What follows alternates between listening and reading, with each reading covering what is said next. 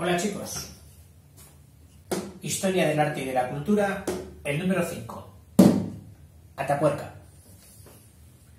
En estos momentos estoy como debe estar un cubo de agua al que has metido una manguera para llenarlo y llega arriba y se desborda y no sabes por dónde atajar eso.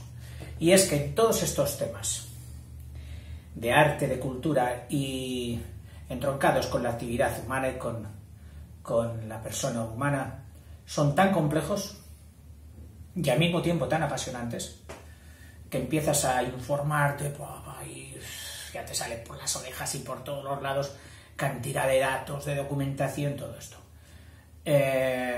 Gracias todo ello una vez más a la cantidad de archivos, documentos que están en internet, en el buscador el Google o en otro, pero vamos.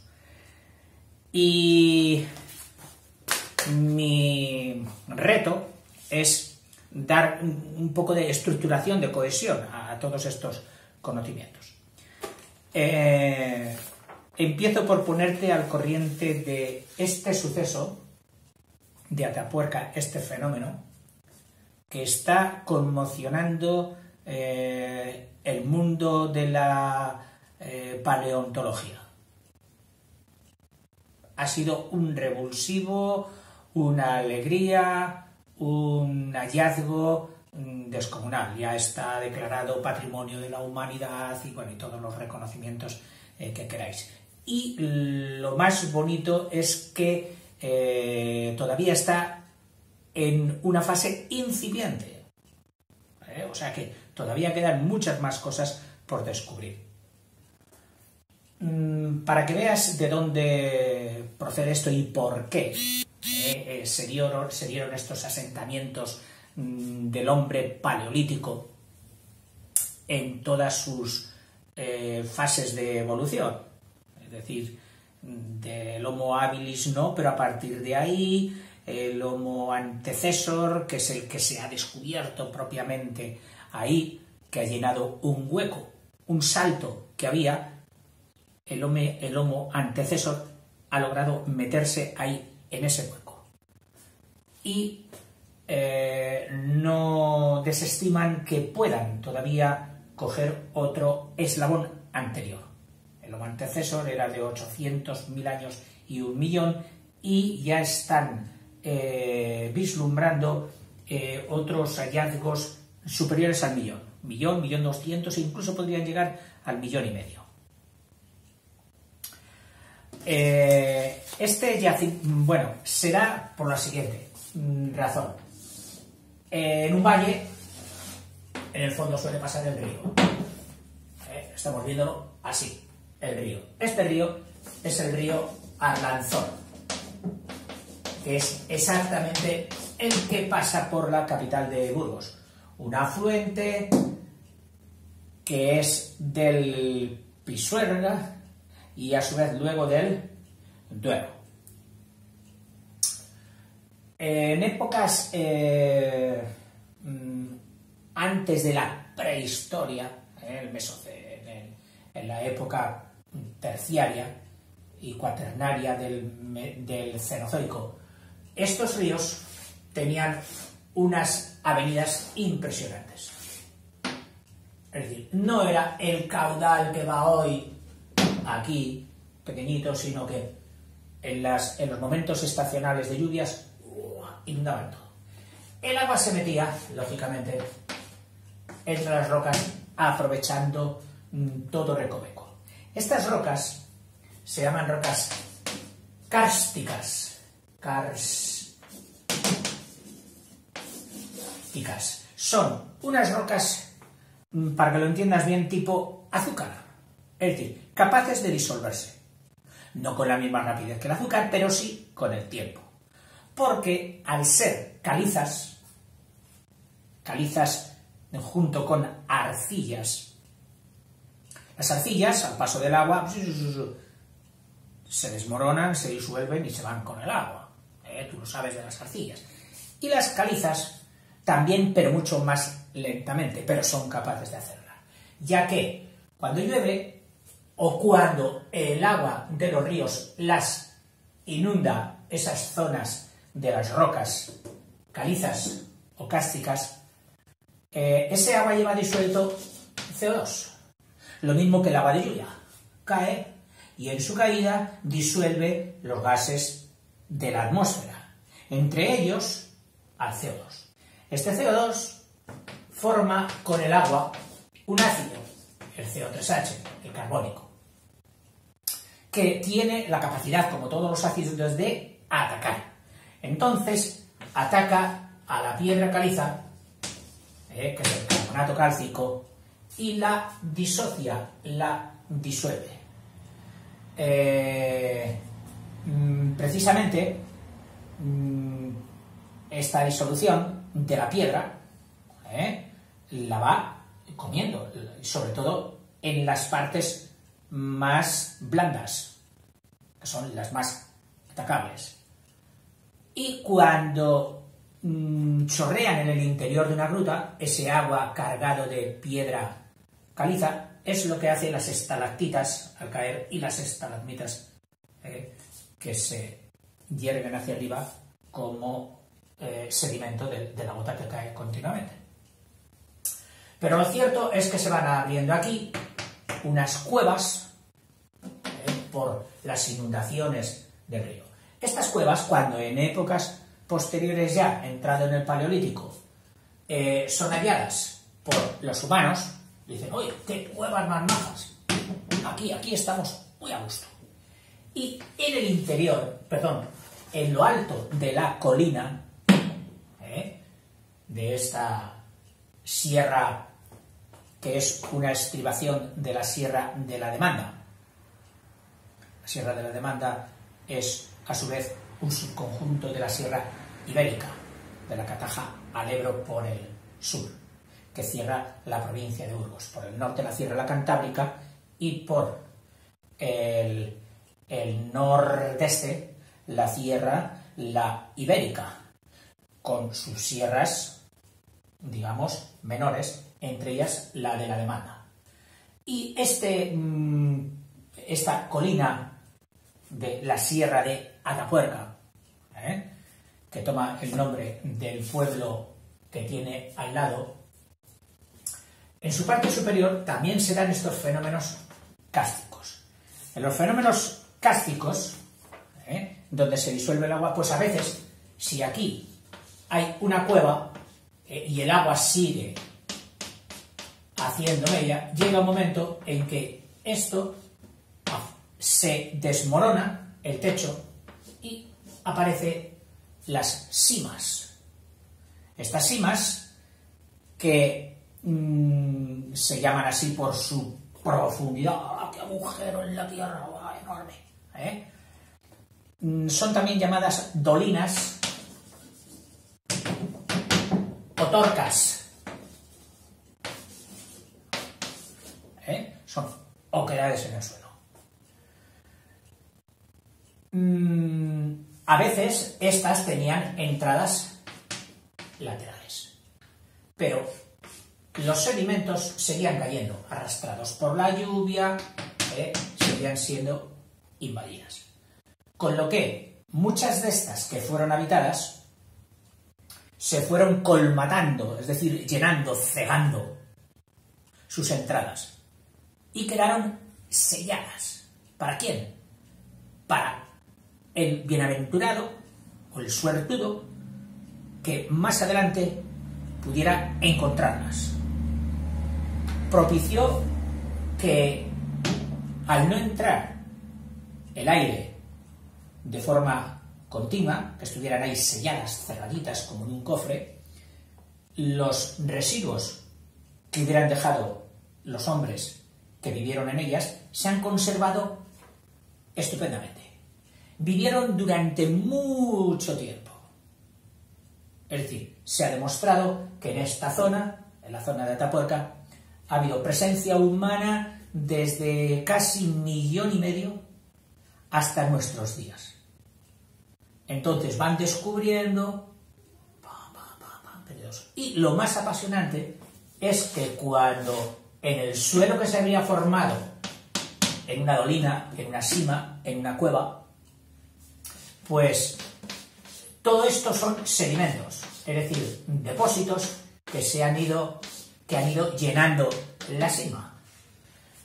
Algunos de ellos, conectados por el exterior o por arriba, o sea, por el lado o por arriba, habían sido de habitación humana.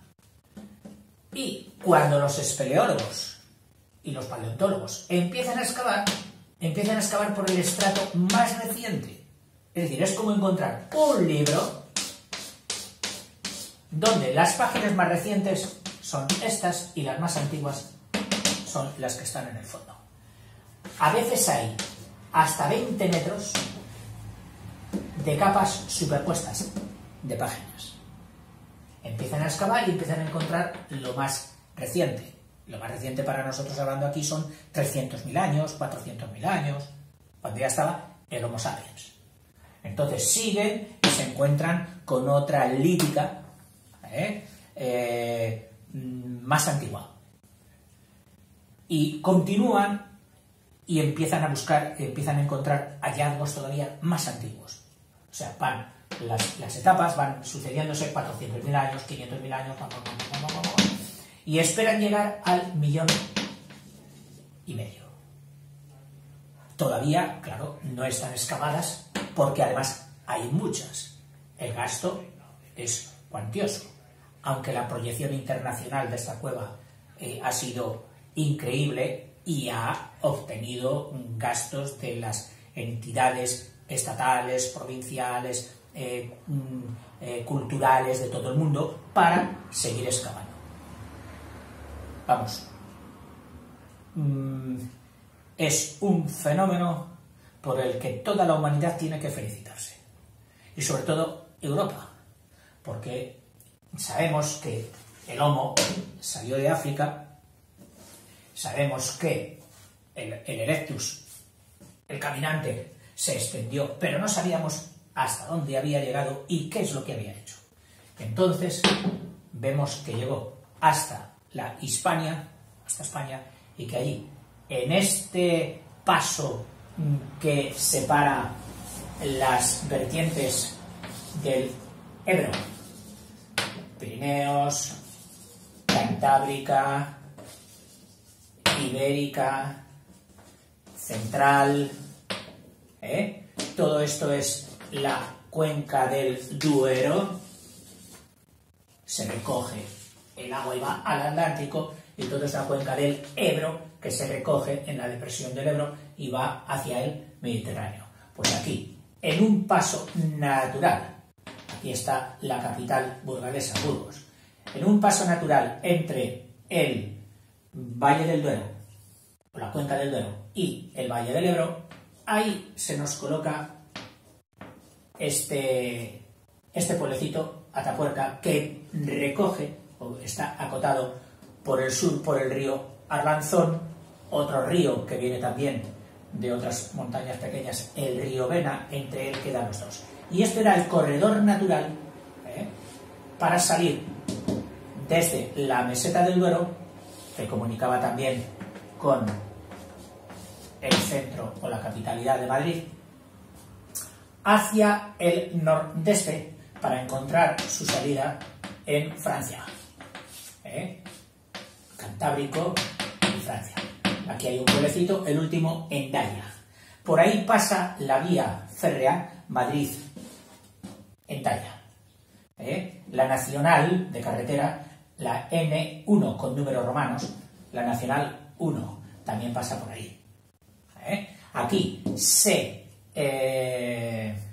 juntaba en Burgos con el famoso Camino de Santiago que venía de Roncesvalles, pasando por Logroño en el Valle del Duero, en el Valle del Ebro, hasta Burgos.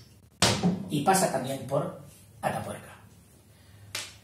Se da la circunstancia, y como ya soy abuelo y tengo derecho a contar batallitas, te la cuento, que cuando yo era niño de 7, 8 años en el colegio,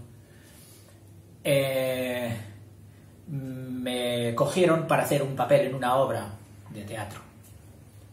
Y lo único que recuerdo es que me vestían de persona mayor, y yo salía en el escenario con una campana grande, plom, plom, plom, plom, plom, plom, y mi única frase de papel era atapuerca al tren, plom, plom, plom, plom, que era un factor, es decir, un empleado ferroviario que avisaba la llegada del tren o decía a los que venían ya en el tren montados que tuvieran en cuenta que estaban en Atapuerca, y era Atapuerca al tren. Ese nombre no se me olvidó nunca mientras viva, pero más adelante vino la explosión de la noticia. Atapuerca.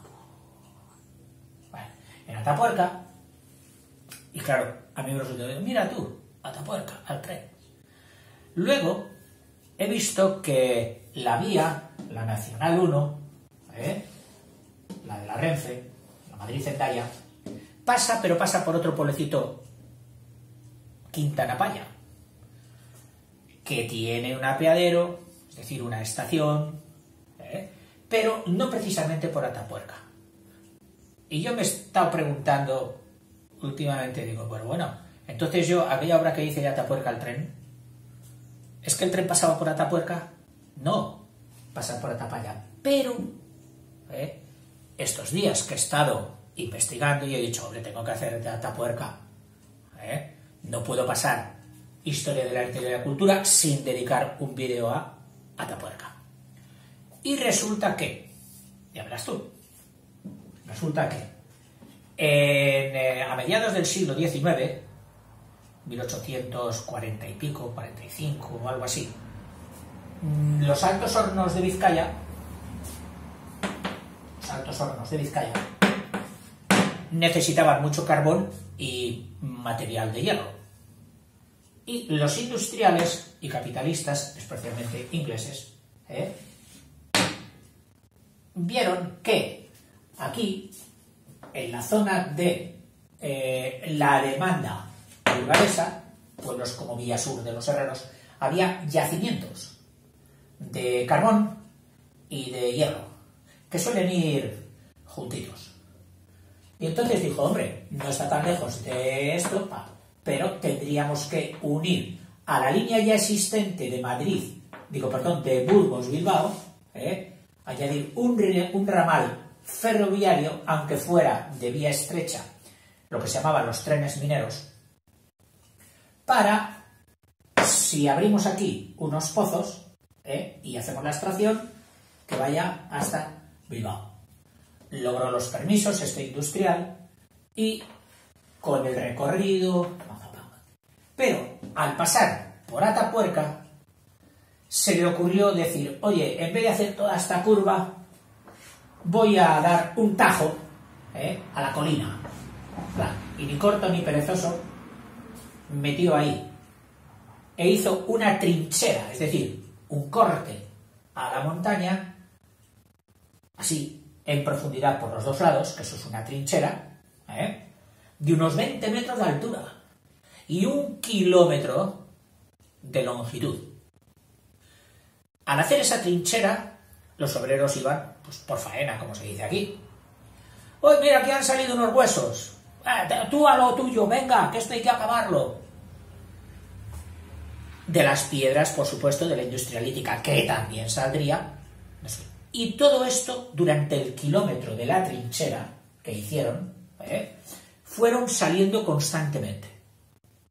Ya se tenía indicios desde el siglo XVII de que había por las inmediaciones una cueva llamada la Cueva Mayor, que incluso había merecido la atención de algún fraile culto de la época, un tal Manuel Ruiz, que dejó allí su nombre escrito en la Cueva Mayor. Bueno, la resultante es que de todo ese kilómetro de trinchera que hizo el ingeniero inglés, hoy los principales yacimientos están, pues, en las paredes de la trinchera. Quiere decir que si este señor, en vez de hacer el corte así, lo hace así, yo estoy seguro de que habría encontrado otros yacimientos. Y si lo llega a hacer aquí, habría encontrado otros yacimientos. Y es que toda esta zona está llena de vestigios de haber sido habitado desde cientos de miles de años. O sea, que además de ser ya en estos momentos una zona extremadamente rica en producción de hallazgos de todo tipo, tanto líticos como de fósiles humanos y de animales, muy importante, estaría toda la zona llena y todavía por explotar o por descubrir. Interesantísimo. Si tienes vocación de espeleólogo o de paleontólogo, de antropólogo, este sería tu parque favorito y privilegiado para venir a trabajar en él. Si es así, ojalá lo consigas un día. Voy a atarme ya un poquito a lo escrito, porque si no... Bueno, estas obras del ferrocarril, un ferrocarril que, aunque el industrial inglés solo quería transportar carbón en él, la Diputación de Burgos le dijo, oiga, que lo utilice también la gente, que aquí hay pueblecitos por los que va a atravesar el tren para que puedan circular. Entonces le dio una subvención a cambio del contrato de que también pondría otros vagones para el transporte humano. Luego se quedó prácticamente sin actividad porque al parecer los precios que puso la compañía para el billetaje, para el transporte humano eran subidísimos. Claro, la gente no los cogía. Decía, oye, pues mira, seguimos en el carro, que cuesta mucho ir en tren. Y más adelante tampoco fue tan interesante la aportación de material minero que quebró y cayó y fue la vía pues abandonada.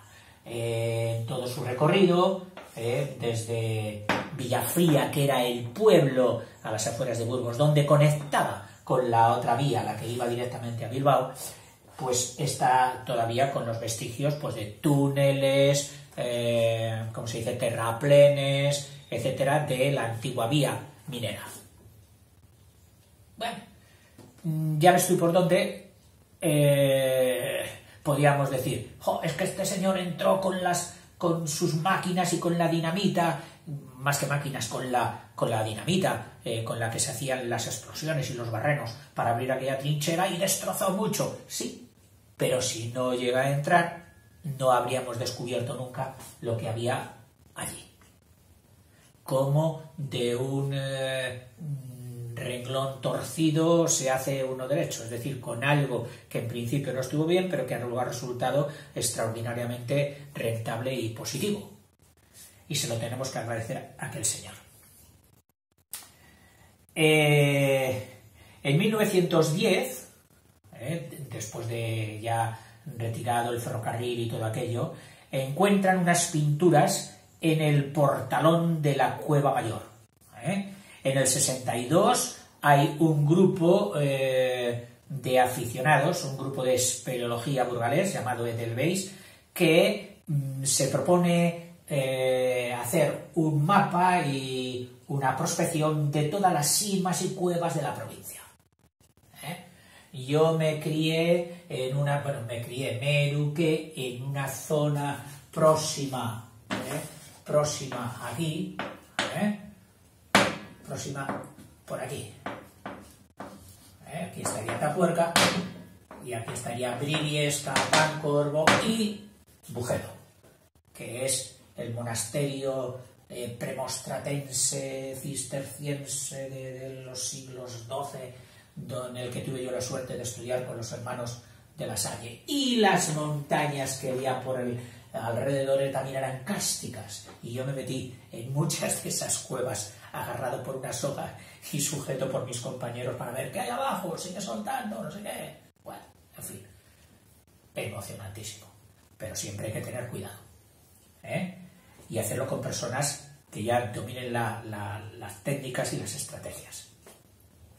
Pues este grupo espeleólogo empieza a hacer prospecciones y a traer el foco de muchos profesores universitarios de las universidades circundantes, inclusive de Barcelona, Madrid, etcétera, que empiezan a tomar interés por esta zona. A partir de ahí ya fue una sucesión de hallazgos cada vez más impresionantes. Ahí se encuentran no solo el antecesor, que es la unión del Erectus con el Heidelbergensis, que estaba muy distante y no había ahí un hueco rellenado, entonces ahí se coloca el antecesor, entre el Erectus y el Heidelbergensis, que luego daría también al Neanderthalensis y al Sapiens, como ya vimos en el vídeo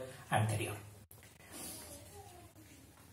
A ver, más cosas. Nombres que puedes oír y oirás, o que puedes por lo menos decir, este nombre ya lo he oído yo.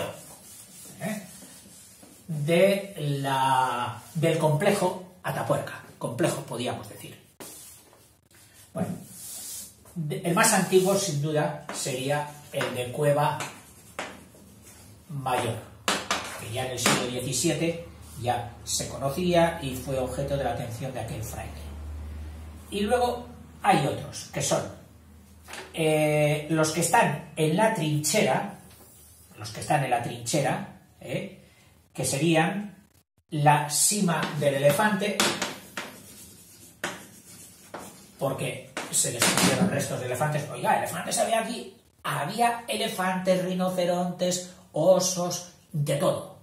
Incluso se han descubierto hasta restos de un mítico animal, el tigre de los dientes de sable.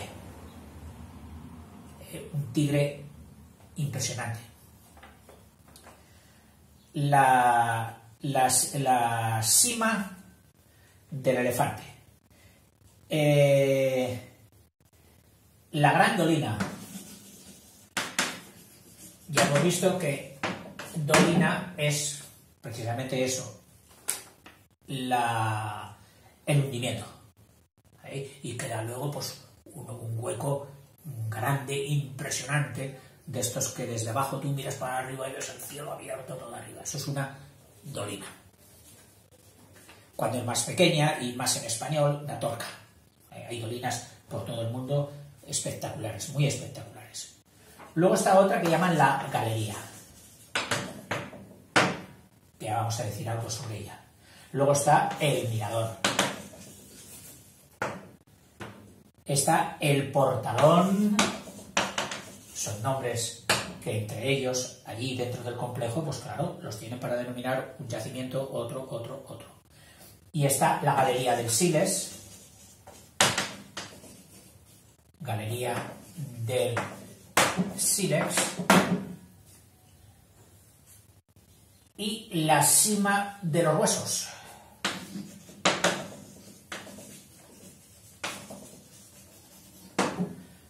Bastantes de ellas están dentro de la trinchera y otras a poca distancia de la trinchera ferroviaria que abrió el industrial aquel. ¿Algunas cosas interesantes de estas? Pues mira, en el 2001 se descubre la sima del elefante, que ya te he dicho que son como libros, llenos de páginas. Las páginas más recientes están arriba y van excavando y van encontrando. ¿En qué grado de excavación están ahora en la sima del elefante? Más preciso, tendrías que meterte con más información de la que yo he logrado adquirir. La sima de los huesos. Pues la sima de los huesos tiene 13 metros de sedimentos y parece ser, esta sima de los huesos estaba al fondo de la Cueva Mayor y parece ser que era pues una sima estrechita de 13 metros de profundidad que los habitantes, nuestros antepasados, dijeron, oye, a ver, los restos esos, tíralos ahí al pozo, tíralos al pozo. Y entonces cogieron la costumbre de todos los restos, ¡pum!, al pozo. Bueno, claro. Impresionante. todo lo que hay allí. Viene a ser, digamos, el yacimiento más rico del mundo, incluso en lo que respecta al hombre heidelbergense, tiene el 90% de todos los restos fósiles de este Homo, del Homo heidelbergense, aquí, en la Polo.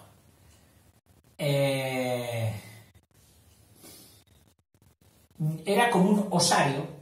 Hoy un osario es donde arrojamos los huesos. En un cementerio, cuando ya las tumbas llevan mucho tiempo y se han tenido que remover, por lo que sea, los huesos, pues hay una especie de depósito que llaman el osario y ahí van metiendo pues todos los huesos. Pues para ellos era una especie de osario. En este de la galería,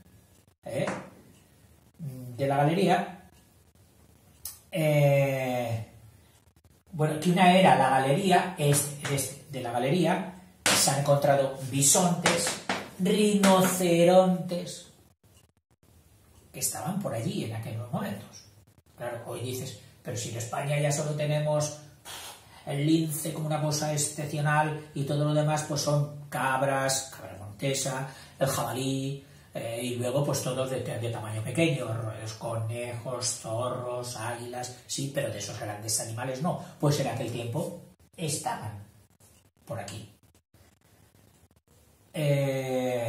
Más cosas. Fue muy impactante, digamos, el momento de máximo flash de esto fue cuando se encontró el cráneo del que luego fue asignado como, o llamado como, el Homo antecesor, que en argot, para los que trabajaban ahí, lo llamaron el Miguelón, porque en aquellos momentos habíamos tenido un ciclista buenísimo, históricamente, pasará a la historia, Miguel Indurain, que ganó no sé cuántos Tours de Francia. Ganar el Tour de Francia pues es ganar la prueba más difícil y más prestigiosa del ciclismo. Y otro anterior que le habían llamado Agamenón. No sé si era por el de la tragedia griega o por un cómic de un tebeo español donde aparecía un pueblerino con una cabeza muy gorda y una psicología simplona. Bueno, Agamenón y Miguelón por Indurain. Y este fue el encontrado en la Gran Dolina, el Agamenón y el Miguelón. Bueno, vamos a ver. Del antecesor de este descubrimiento genuino de tal, ¿qué podíamos decir? Pues mira, tenía una cara, por el cráneo y todo esto, muy parecida a la nuestra, lo cual sorprendía. O sea, ya no tenía la frente tan hundida, etcétera, etcétera. Sin embargo, los dientes no, los dientes eran todavía muy primitivos, semejantes a los de los homos africanos de 1,5 millones, es decir, muchísimo más antiguos que él. ¿Y qué más? Pues entre 1,70 y 1,80 de estatura, lo cual para aquella época ya era muy importante, o sea, muy alto. La lítica que se ha encontrado, pues se ha encontrado líticas de las primeras, es decir, de las líticas, por lo visto, las catalogan en 1, 2, modo 1, modo 2, modo 3 y modo 4. Modo 1 sería la más antigua, la que el hombre pegaba y salía pues las cosas. El modo que es la de Olduvaiensis. Olduba es un yacimiento de un lugar de Olduba africano, donde se encontraron y se dio el nombre a las primeras producciones líticas de la especie Homo, perdón, del género Homo.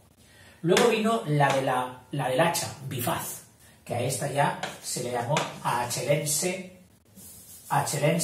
esta la de Olduba es la 1, achelense del hacha bifaz o modo 2. Y luego ya aquí, la 3, la 4 tal, entran las etapas del Paleolítico, la musteriense, solutrense, magdaleniense, etcétera, etcétera.